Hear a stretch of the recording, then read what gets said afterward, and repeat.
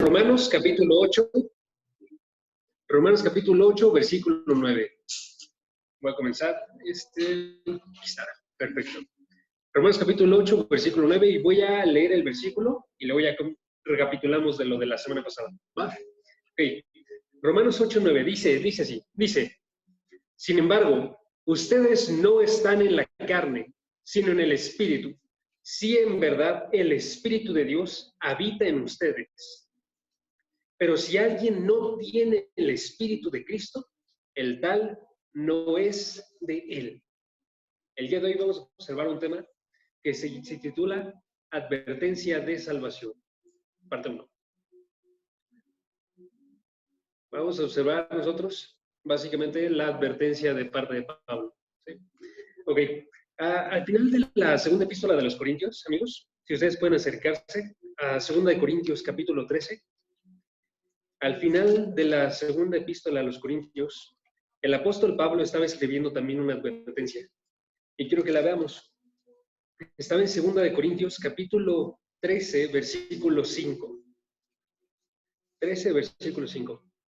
Aquí lo que escribió el apóstol Pablo fue: pónganse a prueba para ver si están en la fe.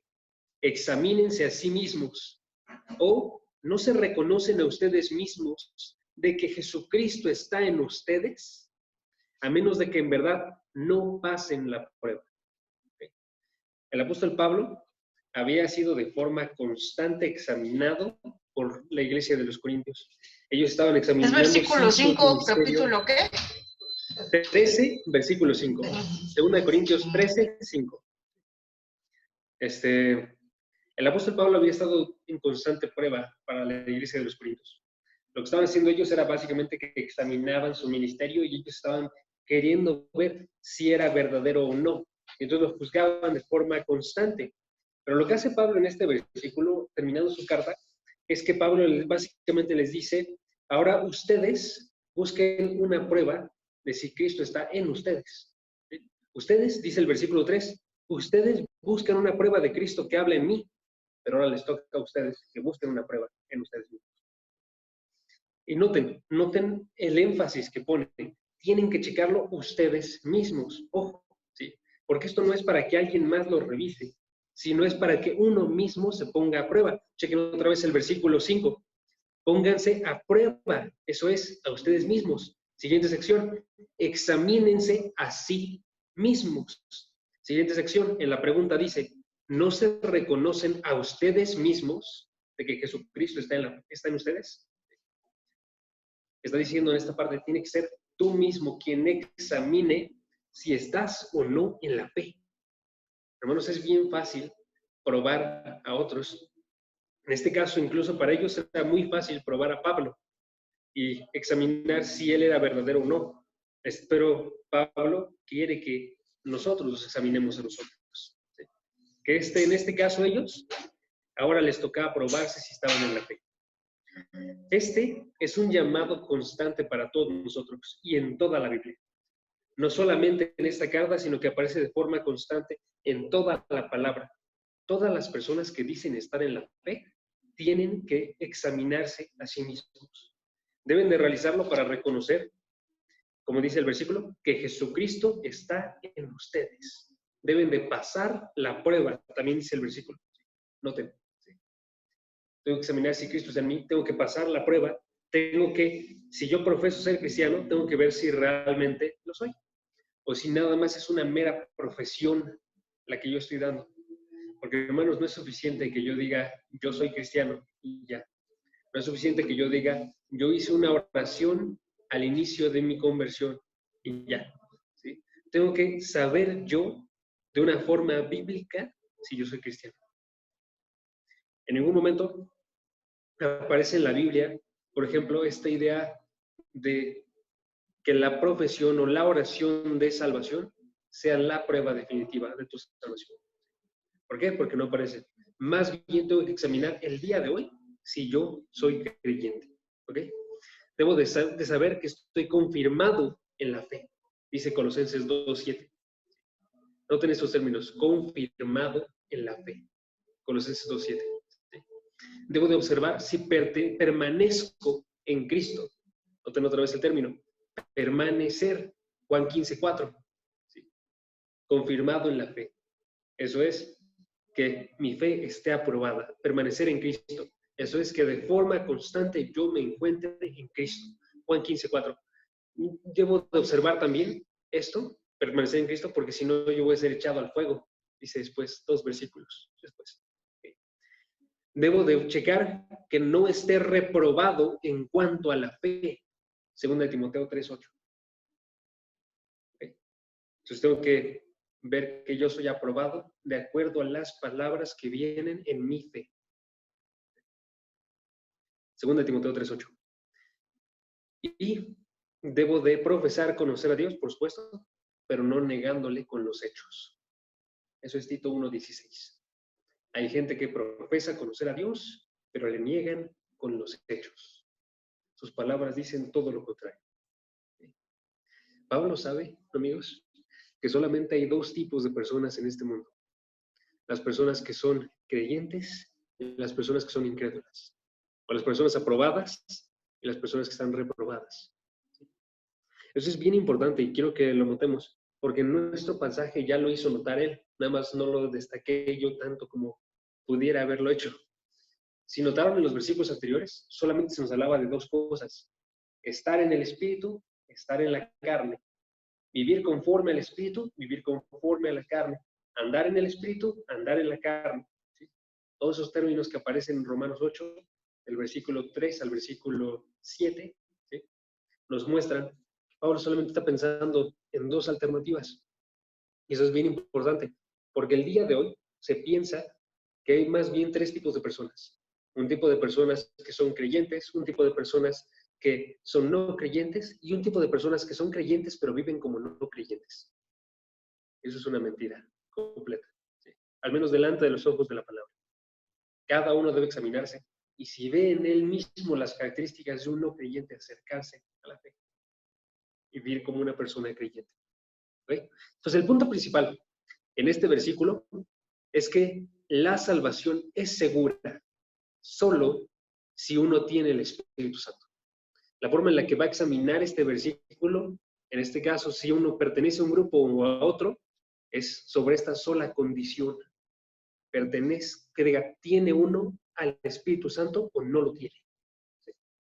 Entonces, eso es lo que hace Pablo para realizar esta afirmación. Es una afirmación condicional. Ustedes son creyentes si tienen el Espíritu Santo. Si no lo tienen, ustedes no son creyentes, básicamente. ¿Sí?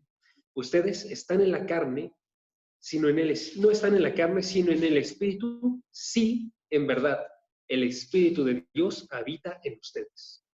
Por eso coloca ese sí condicional. Si en verdad cumplen con esto, entonces lo que yo dije es cierto acerca de ustedes. ¿Okay? Entonces la condición es si tiene uno o no tiene el Espíritu Santo dentro. Y Pablo dice entonces, básicamente, para estar en el Espíritu debe de habitar en ti. ¿Sí? En otras palabras, que tú estés en Él, sucede cuando Él mora en ti. Y esa es una de esas cosas hermosas que suceden aquí en la palabra de Dios, que no comprendemos del todo, es un misterio, que es cuando yo habito en el Espíritu habita en mí. ¿Sí? No, perdón, cuando el Espíritu habita en mí, yo habito en el Espíritu. ¿Sí? Entonces, Él entra en mí, yo entro en Él. ¿Sí? Cristo está en mí, yo estoy en Él. ¿Sí? Está bien bonito. Me gusta mucho eso.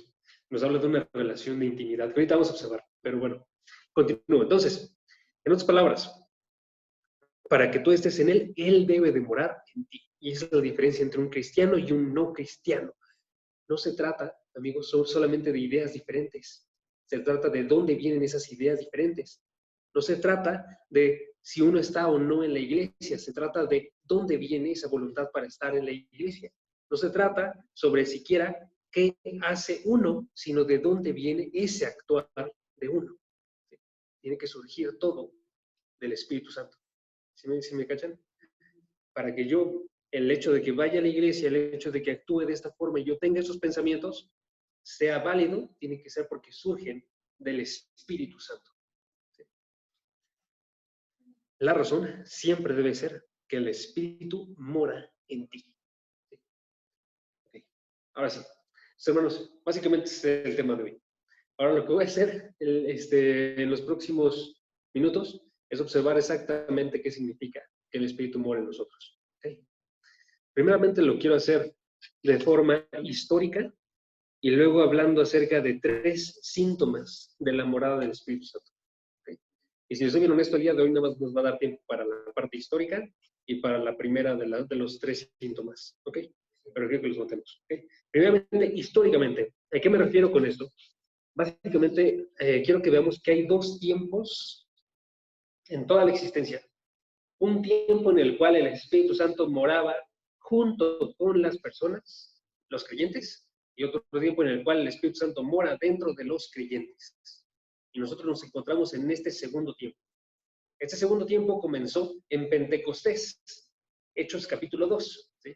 En Hechos capítulo 2 sucedió un evento bastante singular en el cual Cristo en el cielo envió a su Espíritu Santo y ese Espíritu Santo entró en los apóstoles y en los creyentes que lo rodeaban y comenzó a formar parte de la iglesia. El templo dejó de ser el lugar donde habitaba Dios y se convirtió solamente en Cristo a través del Espíritu Santo. ¿Okay? Eso es básicamente lo que significa esta parte histórica. Nosotros en este momento nos encontramos en un periodo donde cualquiera que es creyente tiene que tener al Espíritu Santo. ¿Sí? Ahorita, en el pasado, no era así. ¿Sí? Entonces, esas palabras que está diciendo Pablo cuando dice él, ustedes están en la carne, no están en la carne, sino en el Espíritu, sí, en verdad, el Espíritu de Dios habita en ustedes. Eso es para gente que vive en este tiempo, en este segundo tiempo. ¿Sí? Ahora, ¿cómo sabemos eso? Vayan, por ejemplo, a Juan 14, versículo 7. Y ahí podemos observar la promesa de Jesucristo de que esto sucedería.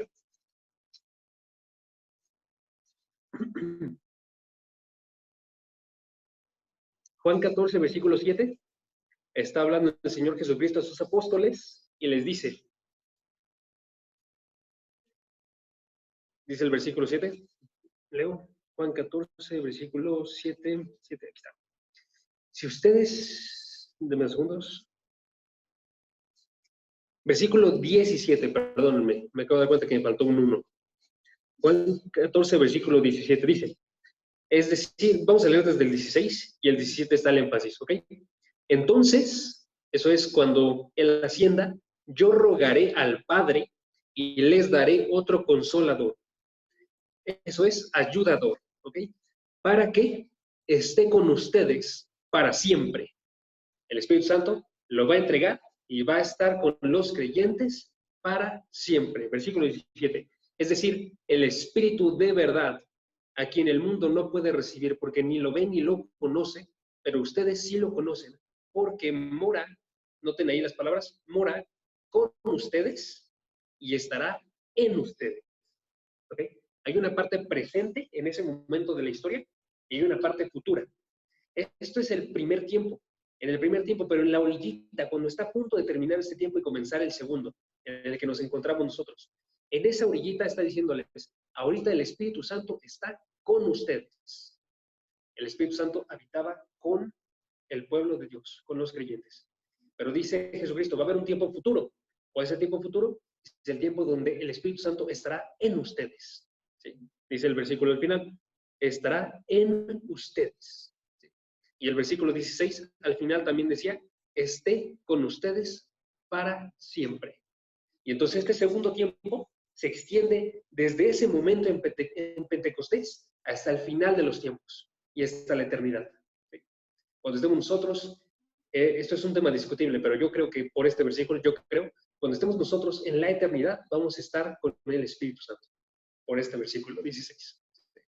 Entonces, si notan, esto es bien bonito, bien grande. ¿Sí? Ahora, nada más voy a complicar un poquito, porque este tema, si soy honesto, es bien discutido. Yo he tenido pláticas de esto con el pastor David, con el pastor César. Ellos no están de acuerdo con mi postura, pero yo creo que es la mejor postura, entonces se las voy a dar. Y ya ustedes van a decidir. Hay versículos en el Antiguo Testamento donde se dice que el Espíritu Santo sí habitaba dentro de ciertas personas. ¿Ok? Y tenemos que saber eso, porque si no podríamos decir nosotros que nada más el Espíritu Santo estaba, la forma en la que lo coloca César es con, junto, arriba de, ¿sí? Pero no dentro. Pero en el Antiguo Testamento se ve que sí estaba dentro, en algunos. ¿Okay? Les voy a dar unos ejemplos. Estaba dentro de Josué, Ezequiel, Daniel y Miqueas. Josué, Ezequiel, Daniel y Miqueas. ¿Sí? Ese no tengo en específico, es que también digo, no saqué todos como tal, pero esos yo estoy seguro que sí. Sí, igual y sí, por lo de que se fue el espíritu. Pero bueno, hay que checar. Igual y sí.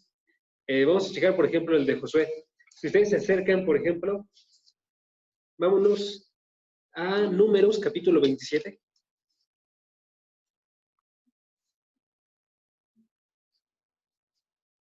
Versículo 18, Números, capítulo 27. Ese es el de Josué, ¿ok?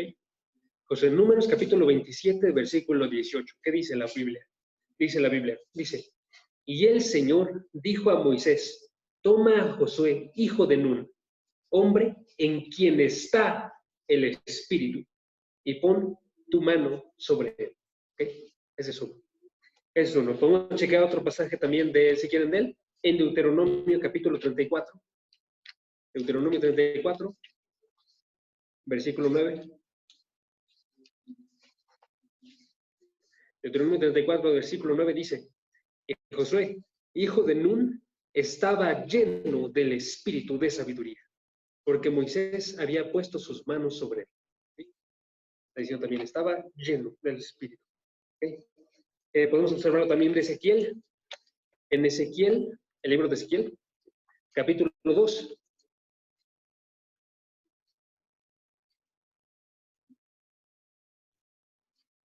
Ezequiel, capítulo 2, versículo 2. Mientras él me hablaba, el Espíritu entró en mí y me puso en pie, y oí al que me hablaba. O también podemos verlo en Ezequiel capítulo 3, versículo 24. Ezequiel 3, 24 dice, entonces el Espíritu entró en mí, me hizo ponerme de pie, en pie, y habló conmigo y me dijo, ve, enciérrate en tu casa. Y así hay más ejemplos. Les digo, les paso los versículos para que ustedes mismos los chequen porque ahorita no hay tanto tiempo. Pero bueno, esos fueron los de Ezequiel. De Daniel, se dice en Daniel 4, versículo 8 al versículo 9. Ese está bueno, ese se lo dije a este César una vez que terminó un estudio de Daniel 4. Y me dijo, ¿cómo crees? Sí hay que checarlo. Pero Daniel 4, versículo 8 al versículo 9, versículo 18 y el capítulo 5, versículo 11, también se dice ahí de Daniel. Daniel 4, 8 al 9, 4, 18 y 5, 11. 5, 11. Y Miqueas está en Miqueas 3, 8. ¿Okay? ¿Okay? Entonces, ¿cuál es la diferencia entre esto y lo que aparece en el Nuevo Testamento? ¿Okay? ¿Por qué hay una diferencia? ¿Sí? Si notaron ustedes, el de Ezequiel, en el de Ezequiel aparece que entró 2 veces. ¿Ok? ¿Por qué? Porque la forma en la que sucedía era que, en este caso, podía entrar, pero también se iba. Entonces, lo que cambió en Pentecostés, primera cosa que cambió en Pentecostés, es que ahora entra y permanece. Juan 14, versículo 16, estará con ustedes para siempre. ¿Sí? Entonces, entra y se queda ahí. ¿Sí? Es una de las cosas que sucede. La segunda cosa que cambió del Antiguo Testamento a Pentecostés es que ahora habita en absolutamente todos los creyentes. Porque en este caso, las menciones son contadas, como ya vimos. O sea, ahorita vemos 4 personas. Según ya hay más, pero ahorita no las tengo anotadas, entonces no les puedo decir bien. Pero estas 4 personas no son todo el pueblo de Israel, obviamente, sino que son personas específicas. ¿Por qué? ¿Por qué, amigos? Porque lo que sucedió en el Antiguo Testamento era básicamente que la forma en la que el Espíritu obraba era que para ser creyentes obraba como de forma externa. Los hacía nacer de nuevo, les cambiaba su ser, les entregaba la fe, ¿sí? Y luego el templo de Dios era donde habitaba. Y a través del templo hacía su obra de santificación. Y entonces el templo era, podríamos decir nosotros, la presencia de Dios que habitaba con su pueblo, la presencia que los iba cambiando y transformando. Entonces no lo hacía de una forma interna, sino lo hacía de una forma externa. Y por eso cuando Cristo va y destruye, podríamos decir nosotros, el templo, entonces llega el Espíritu Santo. ¿Sí? Dice Juan, dice Jesucristo en Juan, destruyan este templo hablando de su cuerpo y en 3 días yo lo levantaré. ¿Sí? Entonces levanta su cuerpo y ya hace su templo, el único templo en el cual habita ahora la presencia de Dios. Y ese templo habita en nosotros, Cristo habita en nosotros a través del Espíritu Santo que habita en nosotros. Y por eso nosotros somos el templo de Dios. ¿Sí? Entonces ahorita el templo de Dios es Jesucristo y nosotros somos el templo de Dios por el Espíritu Santo. ¿Sí me expliqué? Como ven, va. Ok, entonces la promesa de Cristo a los apóstoles fue, entonces, cuando Él estuviera arriba y hubiera ascendido, yo rogaré al Padre y les daré otro consolador para que esté con ustedes para siempre. ¿Ok? Esa es la promesa. Y se cumple. Y entonces, históricamente, se genera un cambio total. ¿Ok? Voy a dar unas pequeñas palabras nada más a la otra postura, por si acaso. La otra postura no es tan diferente como parece. La otra postura, ay caray, me cerró mi espérenme. La otra postura nada más es, el Espíritu Santo nunca habitó dentro de los creyentes y en Pentecostés empezó a habitar. Y entonces la forma en la que obraba el Espíritu Santo era que obraba alrededor del creyente, como también yo lo creo, con todas las personas, y en este momento ahora obra siempre en un creyente en el interior. ¿Ok? Ahora esto es bien importante para lo que va a venir después, pero lo resalto de una vez, ¿va? Esto es bien importante para una parte que va a venir ahorita, que es básicamente que para que el Espíritu Santo more dentro de una persona, primeramente tiene que hacer que esa persona nazca de nuevo. Entonces tiene que actuar externamente para hacerlo nacer de nuevo y luego colocarse internamente. ¿Sí? Y eso es bien necesario que lo sepamos así. ¿Sí? Porque hay versículos, por ejemplo, que se nos habla sobre recibir al Espíritu Santo cuando ya se es creyente a uno. Entonces, a fuerzas tiene que suceder este nuevo nacimiento que te hace creyente antes de recibir al Espíritu Santo. ¿Ok? Eso es importante. Y se nota en esto porque por eso los del Antiguo Testamento eran creyentes. ¿Sí? Voy a continuar así. Va. Entonces, esa es la parte histórica. ¿Okay? Es la primera parte. Ahora vamos a observar la segunda parte. ¿Cuál es la segunda parte? ¿Cómo sabemos nosotros que el Espíritu Santo mora dentro de una persona? Y básicamente lo vamos a saber con los síntomas, como si fuera, digo, no es una enfermedad, ojo, pero como si fuera una enfermedad. Una enfermedad resulta en ciertos síntomas, y esos síntomas describen que esa enfermedad sucedió en algún punto atrás. No sabes en qué punto a veces con la enfermedad, pero sabes que está ahí, ¿no? Nosotros tenemos que saber que el Espíritu Santo mora el día de hoy, porque eso es lo importante. Lo importante no es cuándo empezó a morar, lo importante es que el día de hoy esté dentro de nosotros. ¿Sí? Entonces, estos 3 síntomas que vamos a observar nosotros son, primero, la intimidad con el Espíritu. La intimidad con el Espíritu. ¿Sí? Segundo, la constancia del Espíritu.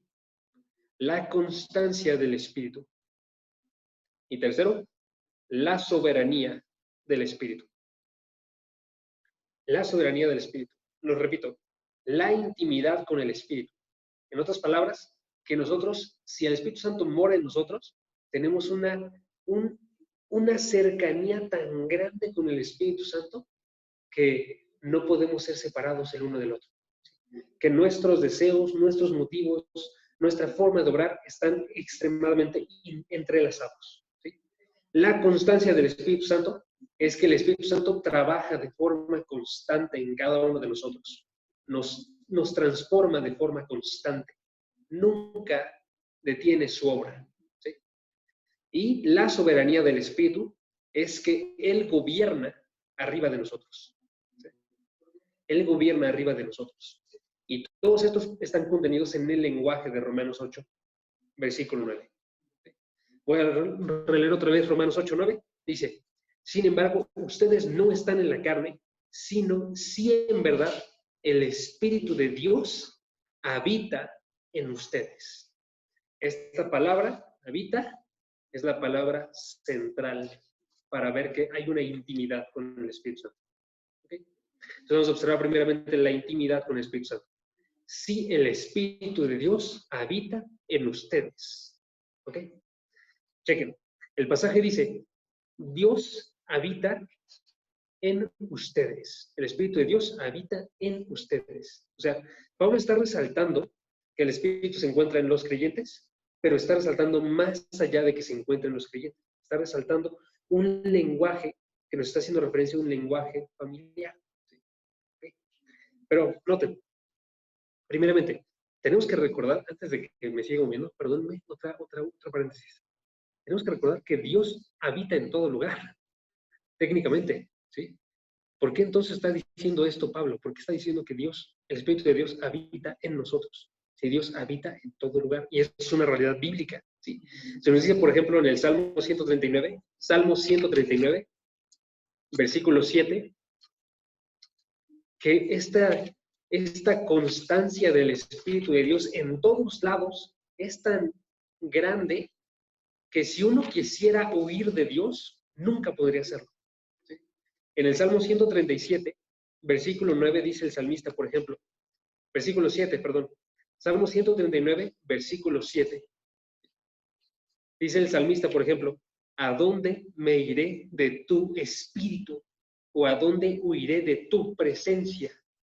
Nótese, tu presencia. ¿Por qué? Porque tu presencia está de forma constante en todo lugar. No puedo huir de ella. Tu espíritu relacionado con la presencia. Tu espíritu entonces está de forma constante y no puedo huir de él. Dios se encuentra en todo lugar porque Él es omnipresente. ¿Qué significa eso? Básicamente que Dios no puede ser restringido a ningún lugar. Dios no puede ser limitado, como si tuviera un cuerpo y entonces pudiera ser guardado solamente en un lugar, sino que Dios se encuentra de forma constante presente en todo lugar, incluido en los corazones de gente que lo detesta. ¿Ok? Vas. Es entonces, por ejemplo, cuando Jesús conocía lo que había en sus pensamientos, actuaba con la omnisciencia Sí. como la omnipresencia. Sí, entonces, sí. Eran los dos juntos. Sí, justo. Esos atributos de Dios, la verdad, están súper interconectados. O sea, el hecho de que Dios es espíritu, que Dios es omnipresente, que Dios es omnisciente, el conocimiento de Dios, todos están tan conectados, porque Dios está en todo lugar, en todo momento, observando todas las cosas, conociendo todas las cosas. Está bien, bien bonito esa parte. Pero bueno, vamos a seguir moviéndonos, ¿ok? También nos dice, por ejemplo, Primera de Reyes, capítulo 8, Primera de Reyes, capítulo 8, si se regresan unos libros, Primera de Reyes, capítulo 8, versículo 27 también nos dice, Dios, otra vez, ¿qué significa omnipresencia? Que Dios no puede ser restringido a ningún lugar, ¿ok? Ojo, ojo, porque es una definición diferente de la que les darían usualmente. Usualmente les dirían, omnipresencia significa que Dios se encuentra en todo lugar. Yo estoy diciendo una forma de decirlo negativa. Esto es positivo. Dios se encuentra en todo lugar. Negativo es, Dios no puede ser restringido.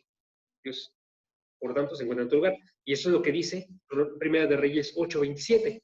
¿Qué dice Primera de Reyes 8:27? Dice, los cielos y los cielos de los cielos no te pueden contener. ¿Sí? Dios no puede estar en solamente un lugar porque aún lo más grande que existe no puede contener a Dios. ¿Sí? Sin embargo, lo que sucede en este pasaje es que nos está diciendo que Dios habita en un lugar. Entonces, ¿qué está pasando aquí? Que se está refiriendo más bien a que Dios hace de algunos lugares, habitando en todos los lugares, pero hace de algunos lugares su especial tesoro. ¿Sí? Entonces, básicamente es, Dios se encuentra en todo lugar, pero Él decide ser unos lugares su hogar. ¿Sí? Entonces, hace de ellos una morada especial. Por ejemplo, en el Antiguo Testamento, Dios seleccionó habitar de una manera muy especial en el tabernáculo. Entonces seleccionó de habitar de una forma muy especial en el templo. Por eso cuando Él se encontraba en el tabernáculo, Él se encontraba en el templo, sucedían cosas que no sucedían en ningún otro lugar en la tierra. En estos lugares, por ejemplo, habitaba una nube de la gloria de Dios, que era visible.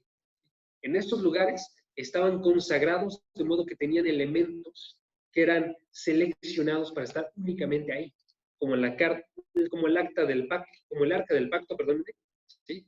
Como cada una de las partes y secciones de estos dos lugares, el lugar santo, el lugar santísimo, ¿sí? Entonces estaba seleccionando esos lugares y lo estaba consagrando de una forma muy especial. Esto nos ayuda a observar que cuando Dios hace de algún lugar su especial tesoro, Él lo santifica. Eso lo observaron ustedes el domingo, ¿se acuerdan en Teens? Los de Teens dieron una clase acerca de la santidad de Dios y observaron ellos. La santidad de Dios se observa también al santificar ciertos lugares, al separar esos lugares del resto de los demás lugares. Estos lugares son especiales, estos objetos son especiales. Dios habita en esos lugares. ¿Sí? Pero tenemos que notar nosotros otra vez, chequen otra vez, que en el Nuevo Testamento deja de existir ese templo. Es destruido. En el año 70 después de Cristo es destruido el templo de Jerusalén. Y hasta el día de hoy no ha sido reedificado. ¿Okay? Entonces, ¿qué sucede en el Nuevo Testamento? Sucede que el Espíritu Santo mora en todos los creyentes. Y todos los creyentes son el templo de Dios. Segunda de Corintios 6:16, nos dice eso. Y Primera de Corintios 6:19, perdónenme, vamos a checarlo, vamos a leerlo. Primera de Corintios 6:19. ¿Okay? Primera de Corintios 6:19. Y noten las similitudes con lo que les dije acerca del templo y del tabernáculo. ¿Okay? Primera de Corintios 6:19 dice. Ok, voy a saltarme en la primera parte. Comienza donde dice, su cuerpo es templo del Espíritu Santo que está en ustedes. Noten esas palabras. Mi cuerpo, como creyente, es el templo ahorita, el día de hoy. ¿Sí? Ya no es el templo de la montaña, es el templo que se encuentra en mi cuerpo. ¿Sí?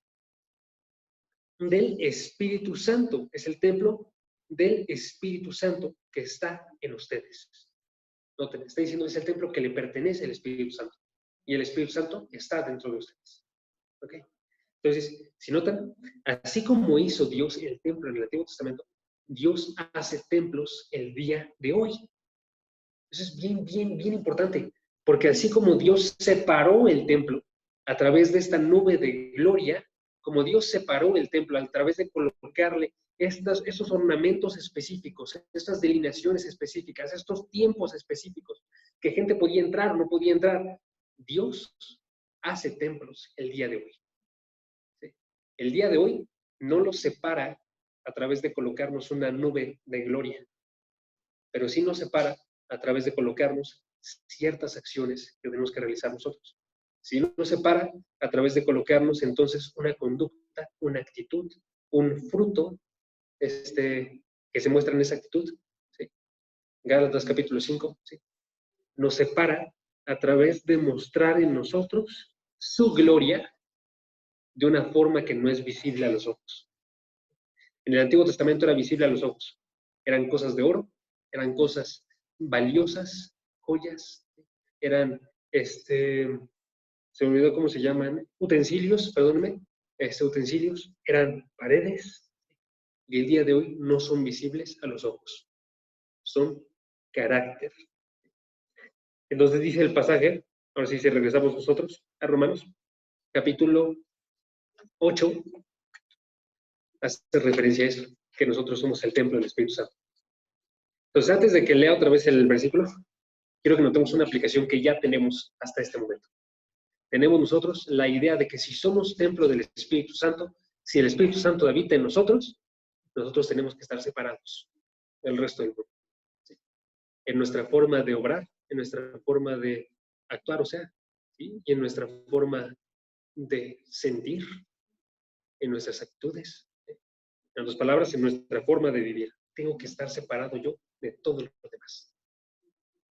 ¿Sí? Ok, pero ahora sí quiero regresar al texto. Y noten que el texto, sin embargo, este texto no está enfatizando que Dios hizo templo de nosotros. Eso lo hace Pablo en Corintios, pero no lo hace aquí. Aquí está enfatizando que Él hizo casa de nosotros. ¿Sí? Noten otra vez el lenguaje. Noten que no dice, si en verdad el Espíritu de Dios hace su templo en ustedes, sino que dice más bien, si en verdad el Espíritu de Dios habita, o sea, hace su casa en ustedes. ¿Sí? Está por eso colocándonos este lenguaje de intimidad. Es un lenguaje de familiaridad, una casa. ¿Sí? Noten el lenguaje otra vez. Nos coloca a nosotros como una casa. ¿Okay? Es bien relevante, porque sí pudo haber dicho Pablo, si ustedes en verdad tienen el Espíritu Santo, pero dijo, si el Espíritu Santo habita en ustedes. Y les voy a explicar con unas palabras de John Piper. John Piper dice de este versículo, habitar es más que estar allí, como si estuvieras en una estación de autobuses, o en un tren, o en un automóvil, o en una tienda. ¿Sí? Aquella pausa. En un auto, tú estás, ¿sí? Pero no haces del auto tu casa. ¿Sí? En un auto tú estás, pero habitar, dice, viene de la palabra casa. En griego, habitar es oikem con K, oikem. Y la palabra casa es oikos con K, oikem y oikos. Entonces la implicación, dice John Piper, es que el Espíritu de Dios no está presente en ti como si fueras una escala, sino que ha tomado una residencia allí. ¿Sí? El Espíritu Santo entra en nuestro cuerpo y hace una morada en él. Él llena la casa, la adorna, la cuida y la hace un hogar para él. La separa para Dios. Entonces, si ustedes notan, por eso es que les colocaba la imagen del templo y la separación. Porque mientras que no está haciendo referencia específicamente a que vivamos nosotros de una forma, aquí, Pablo, más bien está diciendo, naturalmente, nuestro cuerpo se haría de una forma, porque Él habita en nosotros, ya hace esta casa suya. Por eso hay esa intimidad. La intimidad que uno tiene con su casa. ¿Okay? Quiero terminar el día de hoy con dos preguntas. Primera pregunta, ¿qué debe de suceder para que seamos hechos casa del Espíritu? ¿Qué debe de suceder para que seamos hechos casa del Espíritu Santo? Es la primera pregunta. Vamos a responderla, ¿va? Es la primera pregunta. Voy a decirla otra vez. ¿Qué debe de suceder para que haga su hogar en nosotros el Espíritu Santo? Y básicamente lo que tiene que suceder, amigos, es que el Espíritu Santo debe de encontrar un lugar agradable en el creyente. Oye, queda súper bien con el tiempo de ahorita, ahora que lo pienso. El día de ayer estábamos yendo nosotros, Luz y yo, a ver un departamento. Bueno, le digo, queda súper bien. Porque ayer fuimos, les digo, es un departamento que estaba cerca de aquí. ¿Por qué? Porque lo que es agradable para nosotros, digo, ahorita no sé cuántas cosas son, pero voy a enumerar 4 cosas. Son, primeramente, que la ubicación, amigos, sea cerca de aquí. Entonces, para mí eso es una cosa decisiva y también para que tenga una buena cocina. Eso es bien, bien importante en una casa, porque la comida es bien importante. Que tenga una recámara, eso es importante para nosotros, que tenga una recámara aparte de la que usaríamos nosotros dos. ¿Por qué? Porque ella quiere que tengamos un estudio. Y porque la neta, los libros que tengo no van a alcanzar si nada más es una recámara. Entonces, quiere que tenga un estudio. Y finalmente, ella me dijo ayer, y la neta estoy de acuerdo, que queremos una casa donde puedan entrar personas, que podamos hacer nosotros reuniones, como la que hicimos el día de hoy, para Clau. Que podamos nosotros en verdad hacer de esa casa la casa de todos. Entonces, para nosotros eso es lo que hace agradable una casa. Nos emocionó un buen cuando encontramos ese departamento y está aquí como a 4 cuadras. Aquí. Entonces llegas caminando. Entonces está bien padre eso. Algo similar sucede con el Espíritu Santo. El Espíritu Santo va viendo casas, va viendo cuerpos de gente y ve cuáles son los que son agradables para él, de acuerdo a sus parámetros. Y los que cumplen con esos parámetros que él busca, esos los hace su morada. Les voy a dar el versículo que me ayuda a mí a definir eso. Es Juan 14:7. Ya lo leímos. Pero vamos a observarlo otra vez, ¿va? Juan 14, versículo 7.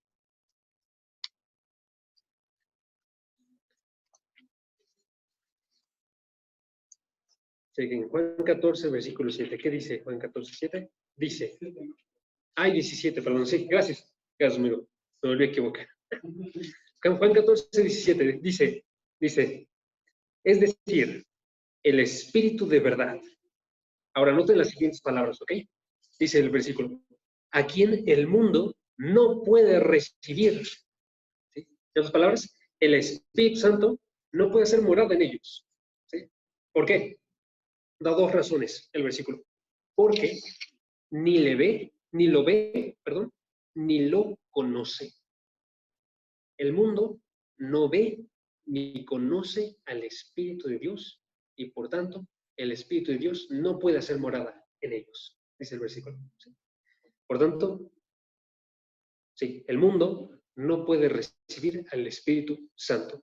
¿Por qué? Porque como no lo ve, no lo conoce el Espíritu de Dios. No es conocido, no es visto por el mundo lo observa entonces como un extraño y el Espíritu Santo no hace morada en él. ¿Ok? Pero hay quienes, por tanto, sí lo conocen y por tanto lo reciben. Chequen el resto del versículo. Pero ustedes sí lo conocen porque mora con ustedes y estará en ustedes. Entonces nos está dando como luce de forma contraria. Los que no lo reciben es porque no lo ven ni lo conocen. Los que sí lo reciben es porque mora con ellos y luego está dentro de ellos. Esa es la forma en la que viene aquí. En otras palabras, para que una persona tenga el Espíritu, primero debe de tener una relación con el Espíritu. En el caso del contexto que tenemos aquí nosotros, en el contexto de Juan, es una persona que el mundo en este caso, el mundo en el contexto de Juan, son las personas que no habían recibido a Jesucristo, no habían recibido sus palabras, no habían recibido las palabras del Antiguo Testamento, ¿sí? Y que nos muestra también Juan capítulo 3. Por tanto, no habían nacido de nuevo. En otras palabras, para que una persona entonces reciba el Espíritu de Dios, primeramente tiene que nacer de nuevo. Tiene que escuchar y recibir a Jesucristo. ¿Sí? Tiene que escuchar la palabra de Dios y recibirla como verdadera. Y como esa persona la recibe como verdadera, a través de ese nuevo nacimiento que le permite ver el reino de Dios, entonces esta persona, el Espíritu Santo mora en él. ¿Sí? Ahora, no hay que ser dogmáticos en este asunto. Hay que ser, bueno, más bien, hay que notar que esto sucede de una forma, en un abrir y cerrar de ojos para las personas que son creyentes. La forma en la que sucede es que ellos escuchan la palabra de Dios y que en el momento en el que la escuchan hay una fe que es generada, un nuevo nacimiento que es generado, instantáneamente reciben ellos a Cristo, instantáneamente reciben el Espíritu Santo. Entonces todo pasa en un abrir y cerrar de ojos. Pero aquí colocamos un orden, básicamente. ¿Sí? Un nuevo nacimiento, se recibe el Espíritu Santo. ¿Sí? Se recibe a Cristo, se recibe el Espíritu Santo. ¿Sí? Entonces, una persona, nos dice este versículo, necesita hacer dos cosas para poder recibir el Espíritu Santo. Y ya nada más las explico rápidamente. ¿Cuáles son estas dos cosas? Dice el versículo, en la parte del mundo. Sería hacer lo contrario al mundo, ¿no? ¿Qué dice? Que no hace el mundo dice que no lo ve. ¿Sí? O sea, ¿qué significa eso? Tenemos que saber nosotros. Porque no es mirar con los ojos. Ojo. ¿Sí? Esto no hace referencia a mirar con los ojos. ¿Por qué? Porque el espíritu es un espíritu invisible. ¿Sí? Por tanto, más bien lo que hace referencia el mirar, el observar, el ver, hace referencia a conocer las cosas invisibles del Espíritu Santo. Hace referencia a conocer. Hace referencia a que esta persona, así como viene en el contexto de Juan, conoce a Cristo y sus palabras. Si él ve a Cristo y ve a sus palabras, ve al Espíritu Santo. Y si él no ve a Cristo y no ve sus palabras, o sea, las rechaza, no las dice que son verdaderas, entonces no ve al Espíritu Santo. Y la segunda cosa que tiene que suceder, noten que es la palabra conocer. Y eso no hace referencia a un conocimiento intelectual. Tiene que ver y tiene que conocer. Ver es que conozca en verdad las cosas de Dios y conocer es que tenga una relación con esas cosas. Como dos personas, podríamos decir nosotros, dos personas que son extrañas, una pareja de personas que se acaban de conocer. Nosotros diríamos ellos no se conocen, a pesar de que sepan su nombre, a pesar de que sepan cómo se ven, a pesar de que las estén observando en ese mismo instante, aún así no se conocen. Para que se conozcan tienen que pasar tiempo juntos, tienen que estar formando una relación. ¿Sí? Y en el caso del Espíritu Santo, lo que tiene que suceder es que las cosas de Dios, esas las reciba la persona con brazos abiertos, ¿sí? Y las abrace como verdaderas.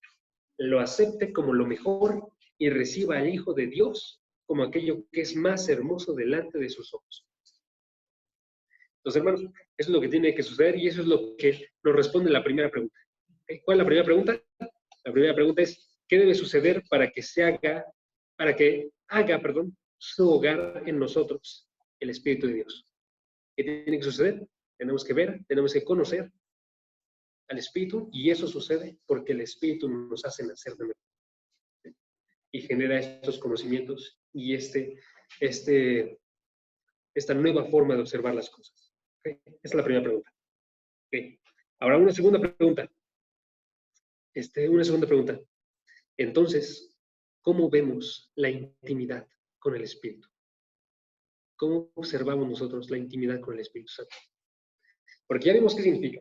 Significa que Él habita de forma cercana con nosotros porque su espíritu y nuestro espíritu están extremadamente unidos, entrelazados. De modo que Él hace de mí una casa. Ya observamos qué tiene que suceder para que se haga esa casa. Tiene que haber un nuevo nacimiento. Pero ahora, ¿cómo se observa? ¿Cómo sabemos nosotros si tenemos o no intimidad con este Espíritu Santo? ¿Okay? Y básicamente voy a regresar a la imagen de que es intimidad con una relación. ¿Okay? Otra vez, ¿qué sucede con una relación?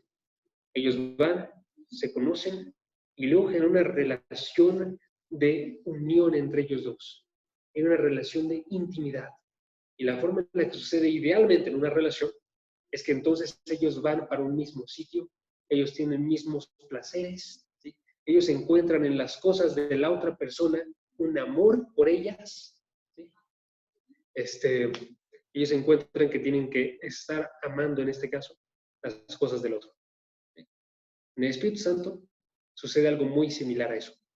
Cuando tú tienes una relación de intimidad con Él, entonces lo que sucedió en el primer momento de la conversión, eso crece. Esa cercanía que tenías y ese conocimiento de Él crece. Ese amor por las cosas de Él crece. ¿Sí?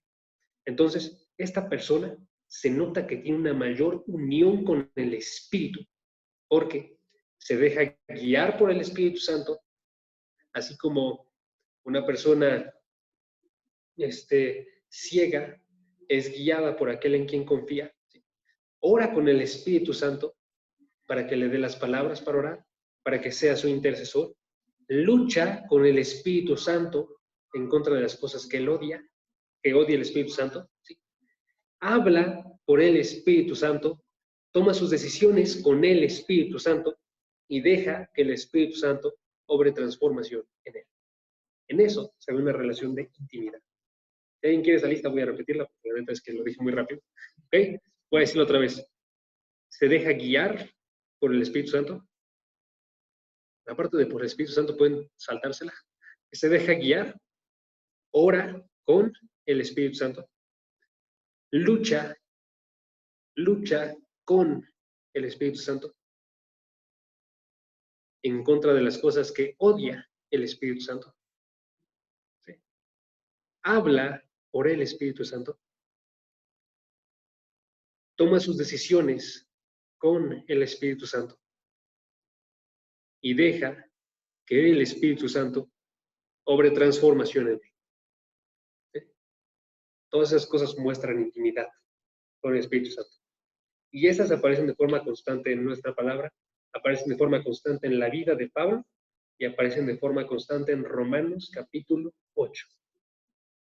Entonces ahorita no hemos terminado con esto, pero quiero que noten, esa intimidad entonces se nota en la cercanía con la cual todas las cosas que yo realizo en mi vida, las realizo en torno, en este caso, al Espíritu Santo.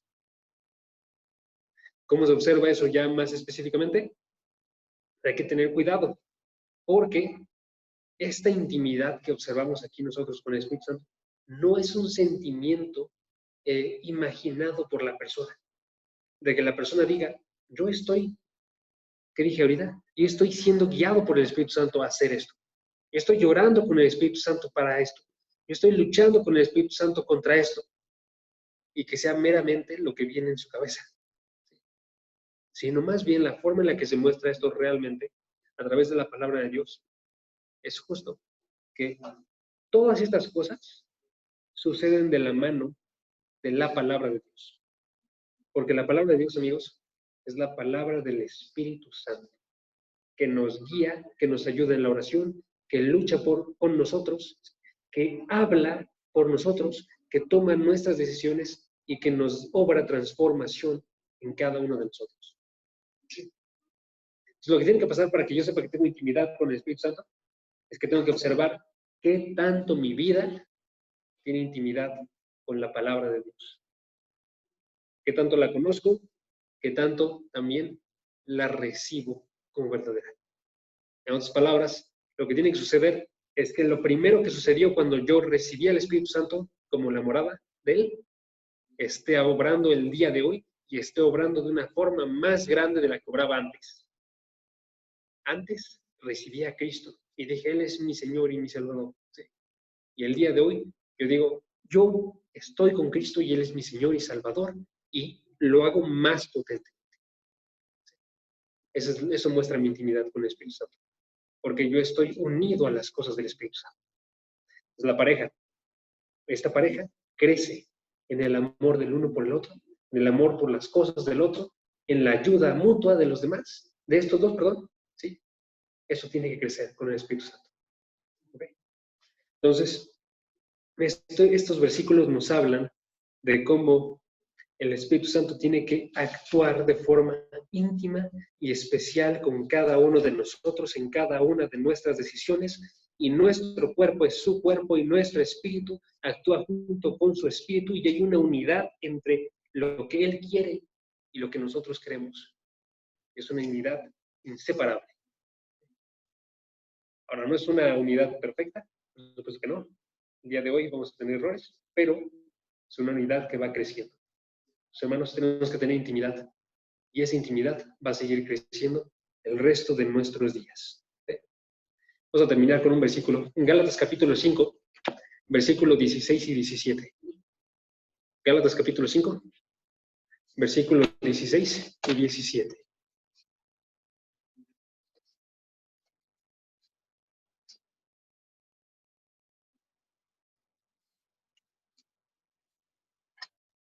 Dice Gálatas 5, versículo 16. Dice, Pablo hablando, dice, digo pues, anden por el Espíritu y no cumplirán el deseo de la carne. Si ustedes andan por el Espíritu, no cumplirán el deseo de la carne. Noten el lenguaje otra vez. Deseo de la carne. Si ustedes andan por el Espíritu, no van a cumplir lo que la carne ama, en otras palabras.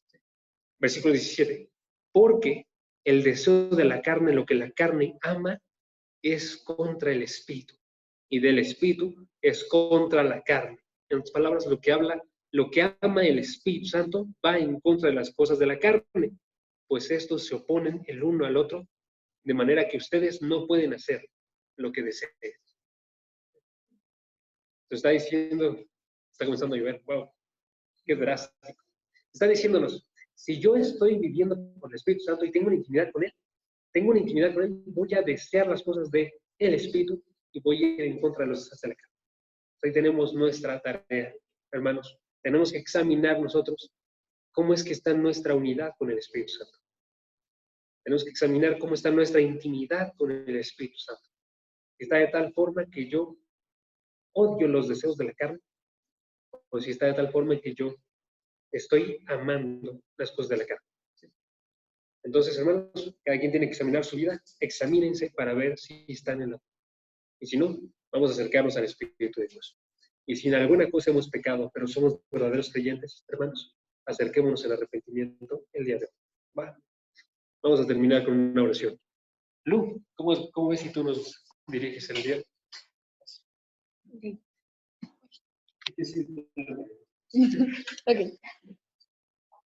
Señor, te damos gracias, Padre, por este día, por este momento que nos permite estar aquí, aprendiendo sobre ti, aprendiendo sobre tu palabra, sobre el Espíritu Santo, Señor. Te alabamos porque Él habita en nosotros y Él está haciendo su trabajo en nosotros, Él está cambiándonos. Y te pedimos que continúe así, que nosotros nos dejemos guiar, Padre, que nos dejemos amoldar conforme a lo que tú quieres de nosotros, Padre. Te pedimos que cada cosa que hayamos aprendido hoy se nos quede en nuestras mentecitas y que no se nos borre al salir de la iglesia, sino que se quede permanentemente, Padre. Te pedimos que, pues, tú nos guíes siempre, Padre, nos guíes conforme a tu voluntad, conforme a lo que tú desees, Padre, y te pedimos todo esto en el nombre de Jesús. Amén.